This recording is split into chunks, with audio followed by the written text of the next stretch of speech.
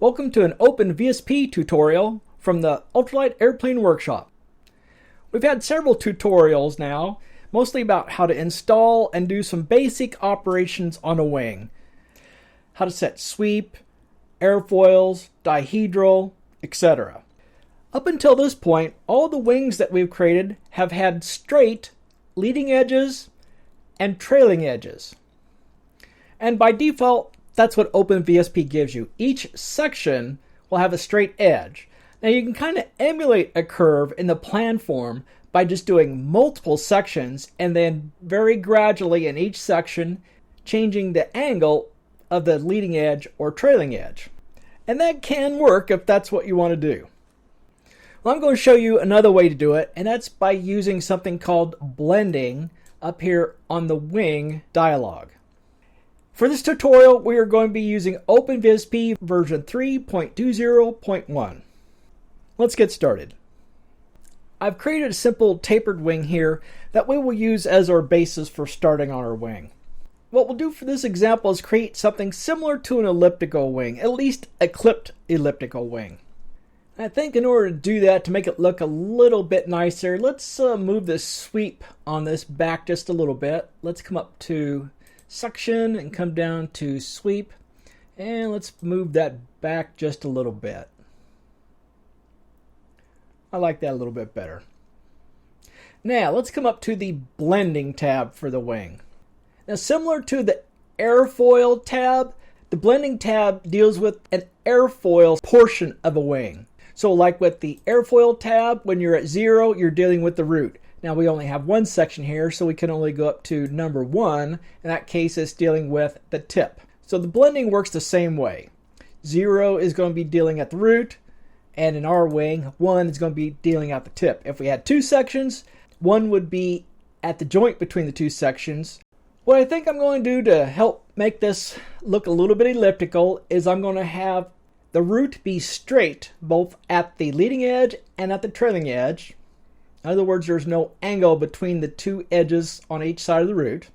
We will come out straight for a ways, and then we'll slowly start curving back in until we hit the leading edge of the tip. And then on the trailing edge, I think we'll just give it a very slight bow coming out. So we'll leave the tip where it is as far as leading edge and trailing edge goes. It's in between, we'll add some curve to it. So that's the plan for at least this part of the video. Now getting back over to our blending tab, we're at our root because we're on airfoil 0. You'll see that there's a leading edge section and a trailing edge section. And then you've got the inboard part and the outboard part at the airfoil on both the leading edge and the trailing edge sections. Now, out on the tip, it doesn't really make sense to have an outboard section. And on the root, it doesn't make sense to have an inboard section. On the root, both sides are outboard. Well, let's talk about the various options that we have. Let's come up here to leading edge. And of course, like I said, we can only do outboard. And you can see from this pull down, we have a number of options. We have free, angles, and some of them are not currently available, which is in leading edge trapezoid, in trailing edge trapezoid, out leading edge trapezoid, out trailing edge trapezoid, and in angles. And we'll get to those as we go along. But first, let's do free. The free item basically lets OpenVSP determine what the angle is going to be. If you haven't specified any angles, let's say both corners that are connected together are set to be free, then you're basically going to have a straight line here. And so that angle will be whatever that straight line is connecting these 2 endpoints. But if you specified an angle on one side and the other side is free, so let's say an angle is specified here at the tip, and that causes the leading edge to bow out, but you left this side free, then whatever that angle naturally comes out to be here, OpenVSP will calculate and set it. But being free means that it can change too. It's not a fixed value. For example, if we changed the sweep out here on the tip, that would change this angle, which means that the free value here would change. Or if we had a fixed angle up here, and if we change whatever that fixed angle was here, that would probably, most likely, also change this value down here that OpenVSP will calculate.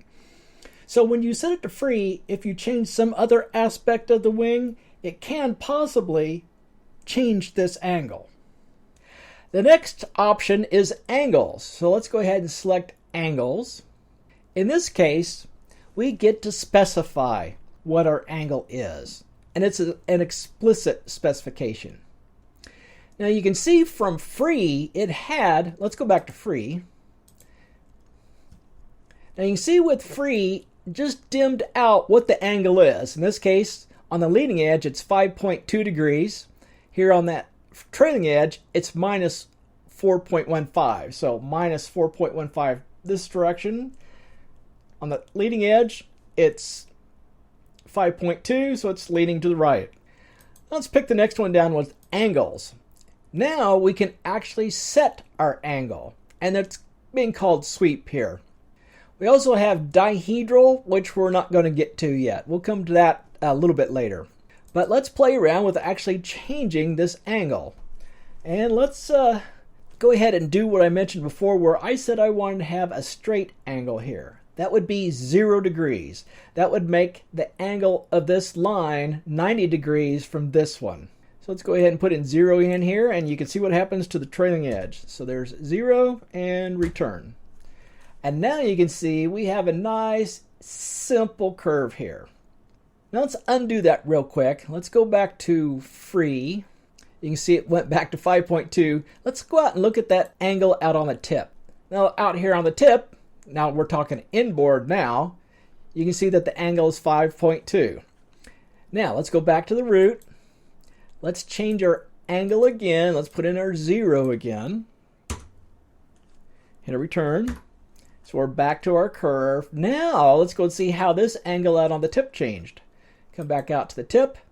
And now you can see the angle is 10.36. So we're still free, which is letting OpenVSP decide what that angle is going to be. And since we made this flat here, it made this angle coming in just a little bit steeper. So now, instead of that 5.2, we're up at 10.36. And as you can see, OpenVSP is showing this other side mirrored the one we're working on. And while we're at it, let's go ahead and play around with the trailing edge. Let's go back to our root, and let's make it be an angle that we're specifying, and let's go to 0 on that one also. And again, you can see that it made a curve coming out here. And that was 4.1, so let's go out the tip and look. So we went from 4.15 to 8.27. So again, like with the leading edge, trailing edge has increased a little bit. Now this is very close to being an ellipse, except it's a little bit flat out here on the tip. So what we'd really like to have is just a little more curvature out here to make it a little more elliptical. So let's play with that a little bit. Let's go back to the root, and now let's play with strength. Now strength frequently by default is 1.0. Strength will determine how curved this is. So let's play around with strength a little bit, and let's just start reducing it. So as I reduce it, over on this side, you'll start seeing to get flatter and flatter as I reduce it. 6 now, let's go down to 0.5.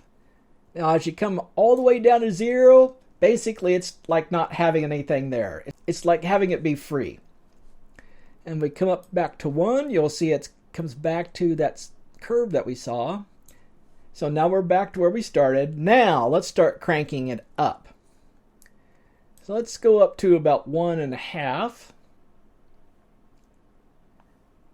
So now you can see it extended out this straight section a little bit more, and now we're curving more out at the very tip. And frequently you can go up pretty close to 2. Let's see if we can go up to 2 with it looking, okay, we can't quite. Now you're going to start getting into one of the issues that you'll have with OpenVSP when you start really cranking up the strength. We're up to 2 right now. Now you can see it has warped this leading edge. So that's no good. So you have to be a little bit careful with this strength. You don't want to go too far, or you'll go from a nice smooth edge to something that's not nearly as smooth. Now we do have one thing that's going on here. Let's go back up to 2 again. Now you can see here we have only a few subsections here, and it's only making calculations between each of these lines. So this is a pretty coarse.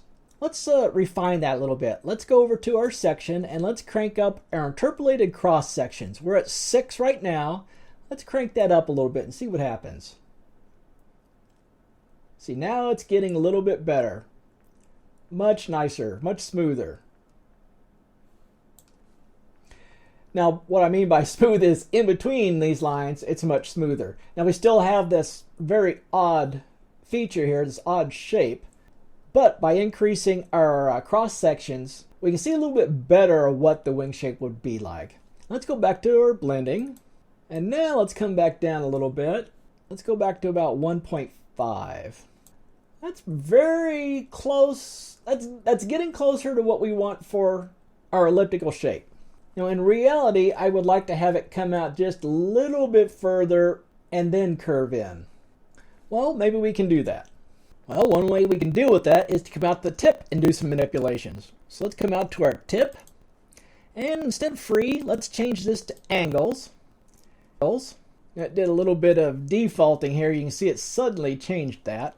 So I think what we can do to help this out a little bit is let's weaken this out just a little bit. It started about 1, let's go down to about 5. And that's almost what we started with. Now let's come back up to sweep. And we'll change this angle to be a little bit steeper. We started at roughly 21. Let's crank that up. Oh, that's much nicer. Just a little more maybe. That's about, let's try about 20.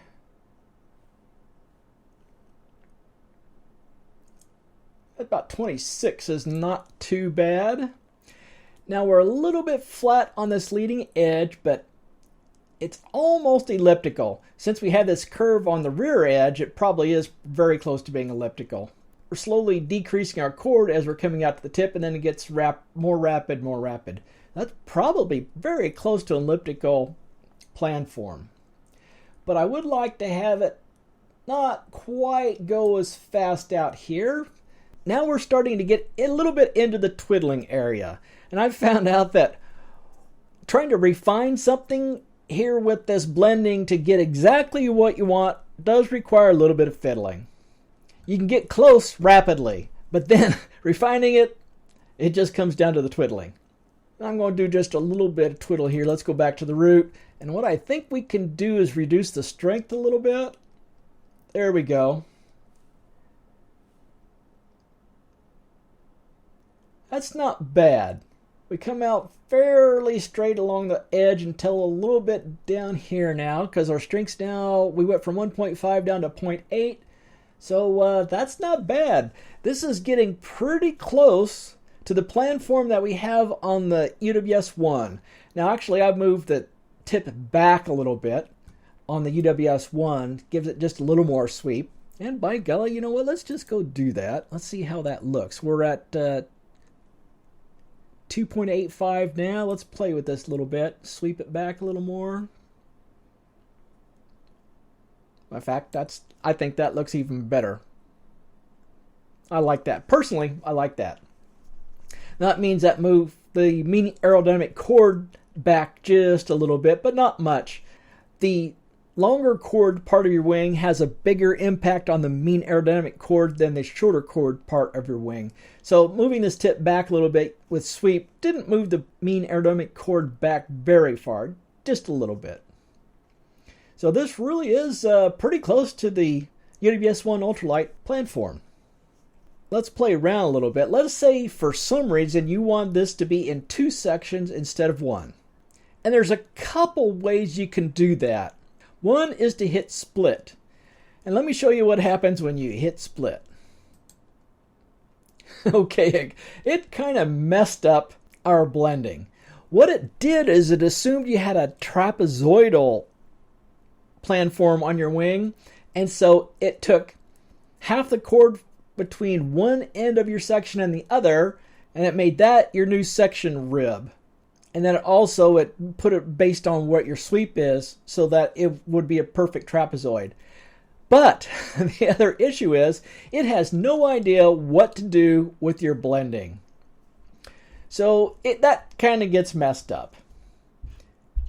It looks like what it did, it took the root blending parameters for this and stuck it on the outbound side here, and then it took the inbound side for the tip and put those here, is what it looks like it did. But that really doesn't do us any good. So again, here's where twiddling comes in. We'd have to come up here and change our chord a little bit, and again change our blending if we want to stick in another section. So you're kind of better off sticking in your sections beforehand if you know how many sections you're going to want and what the span for each one of those sections is. Now that we have a middle airfoil, we have another option that we didn't have before. Let's go up to that middle airfoil, which is going to be number 1. Let's take a look at the leading edge outboard options. Now, currently, the inboard is angles, outboard is free. So the inboard is this 26, and the outboard is whatever OpenVSP chooses. In this case, it looks like it's 2.6, so it's coming out just a little bit before it goes in. Generally, though, on these middle sections, unless you're doing something a little bit strange, you're going to have the inboard angle the same as the outboard angle. Now, every time you make a change, you don't want to have to change both the inboard and the outboard. But we have a nice little option now on the outboard, which is called in angles. What that will then do is give the outboard angle the same angle as the inboard angle, because now you can see inboard 26.2, the outboard is now also 26.2. Now all we need to do then is change that sweep of the inboard angle, and the outboard will change with it. So that's pretty convenient.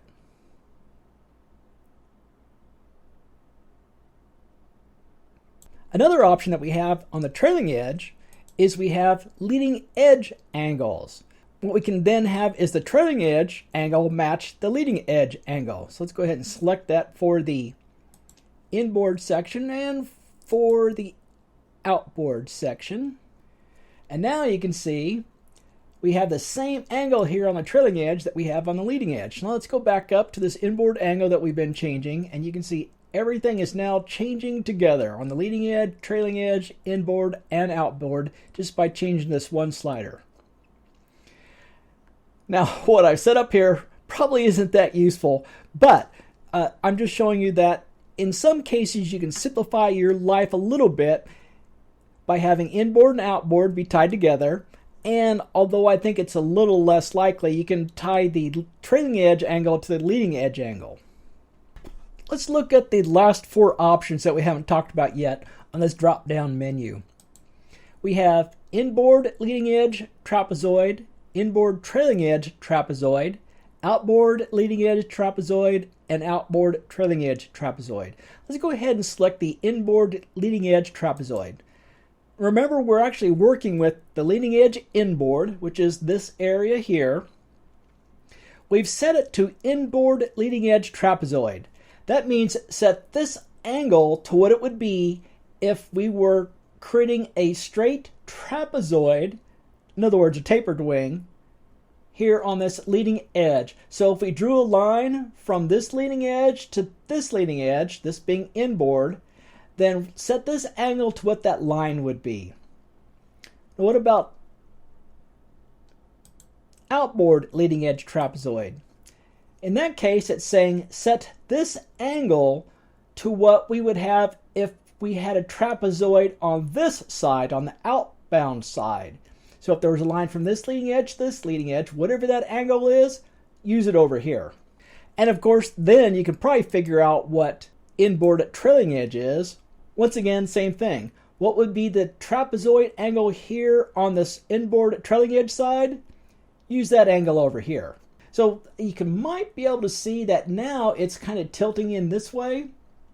It's tilting in this direction. So whatever this angle would be, here between this trailing edge point and this trailing edge point, that is what this angle is now. And then, of course, for the very last one, on the outbound trailing edge trapezoid, whatever the angle would be hooking up these 2 points, that's the angle you would have here.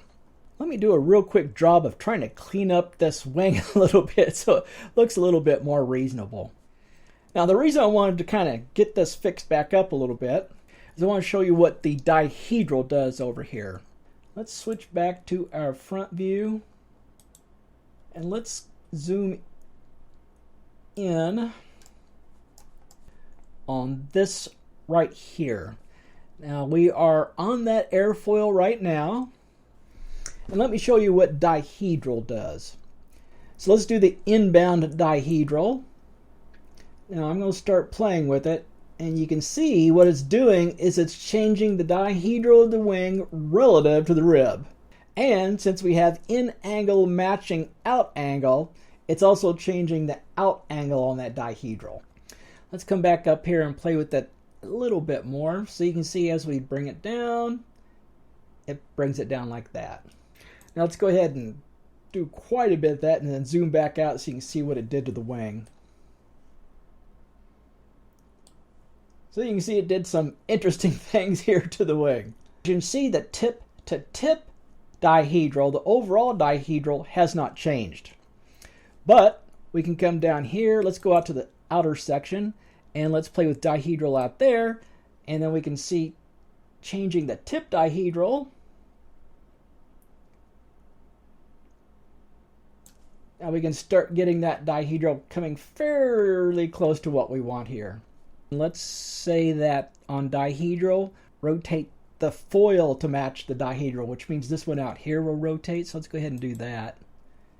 You can see it changed a little bit. Now this out here should have a rotated airfoil. So now you can see that this airfoil has been rotated to match the dihedral.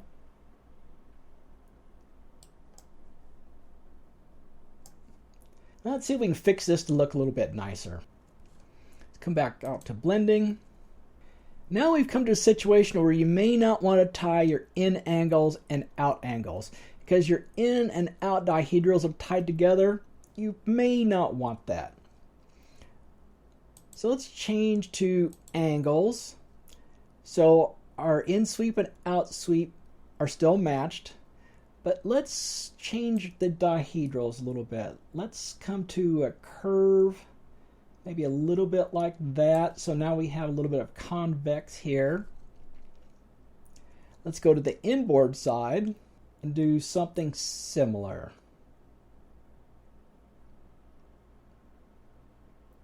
There we go. So now we have kind of a little bit of a gull wing shape coming from the root, coming down a little bit, coming through and then up. That gives this nice little sweep to our airfoil. Now what you can really do is make this a much sharper curve, and you can add a few more sections in here to make it a little bit smoother through here, and you can do a winglet. And in fact, I did something very similar to that on the horizontal tail of the UWS-1 Ultralight. Let me bring that up and we'll take a look at it. Here's the top view of the UWS-1 airfoil. This is the leading edge of the horizontal tail. And these are the rudders out here. So let's rotate around a little bit. Kind of see what it looks like here. Let's do a front view. And let's zoom in over here on this area. So here's horizontal tail, here's the rudder. Let's zoom in a little more. So now you can see what I did here using several sections to make a curved area going from the horizontal tail up to the rudder. I tried doing it with just two sections where there was one rib here and one rib here, but I had a terrible time getting a nice curved area in here. So I ended up having to stick one more rib in to help get this nice smooth curve. One more thing to show you, kind of cautionary tale. Up at this tip, I have a rib here and a rib out here. Now you'll notice that this isn't a nice smooth curve through here. There's a little bit of a sharp corner, and I could not get this to curve nice and smooth around here.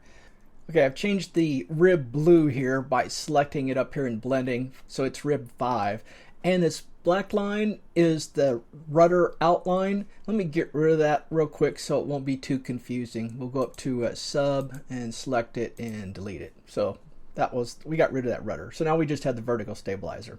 Talking about this sharp corner, this brings up an issue that I had with OpenVSP trying to do this tip, and down when I was trying to do that corner where we went from vertical to horizontal. When you're specifying on this blending, the leading edge and trailing edge, that's really the only place you're doing specification. Let me do a real turn here.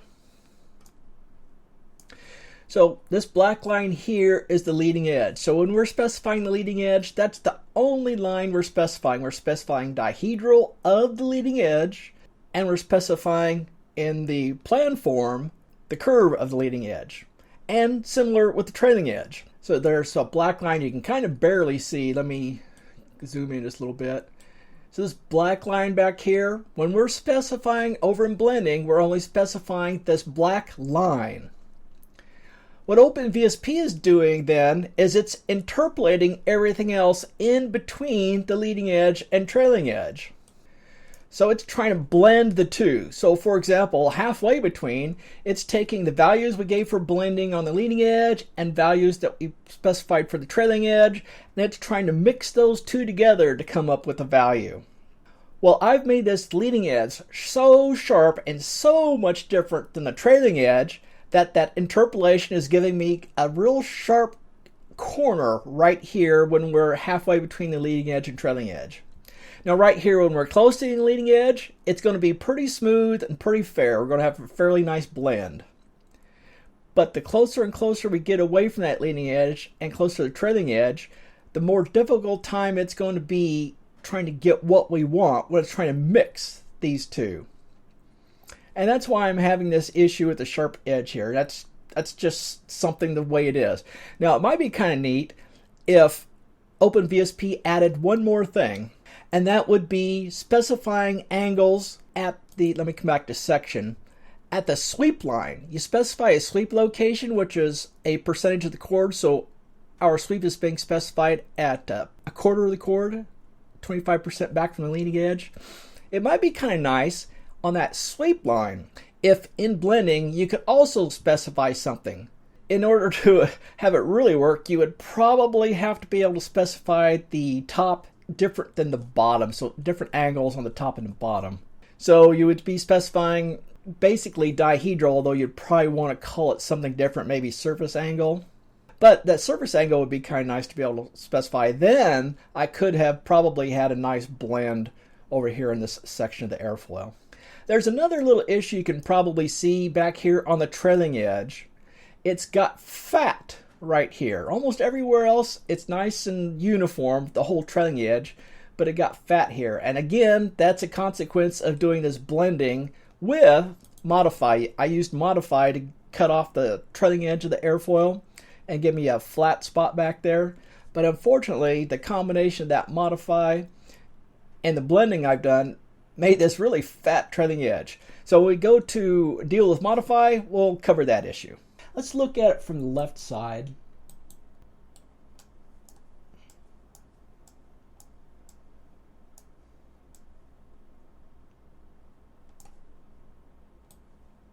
So here's that tip again. Here's the rib right before the end, and then here's the rib at the very end. So I did blending around this curve to get a nice curve here. It's a really short rib right out here. It's right about there is the front of that rib. So there's a tremendous amount of curvature around here. In fact, this angle out here, let me bring that up real quick. Okay, we're on rib 6 here. And the angle out here from that leading edge coming out is at 87.45 degrees. So it's nearly 90 degrees coming out here. Then this angle here, what is that? That is, let's come back one more rib. That blending angle there is at 44 degrees. So you can see a little more of the extremes you can go to in doing some of this blending. But it does have limitations. So I have a fairly nice, smooth blend on the leading edge, and I have a very straight trailing edge. But one of the problems is I couldn't get the dihedral to be nice and smooth in this area. So there's some limitations, but still the blending is very useful. And you know what, let's go ahead and look at this model just a little bit more. Let's go to the top view again, zoom back out, and you can see what I've done here on this trailing edge here on the elevator. So I got quite a few curves coming in. So I'm doing the kind of the elliptical shape, and then suddenly I'm curving way out here to the trailing edge, and then it curves back up again. Let me do a little bit of a something like this, and you can actually, since we're looking through it, you can see the trailing edge coming down here, and then there's a fairly sharp curve, and now we're coming back up. So let's go ahead and do a little more rotating here.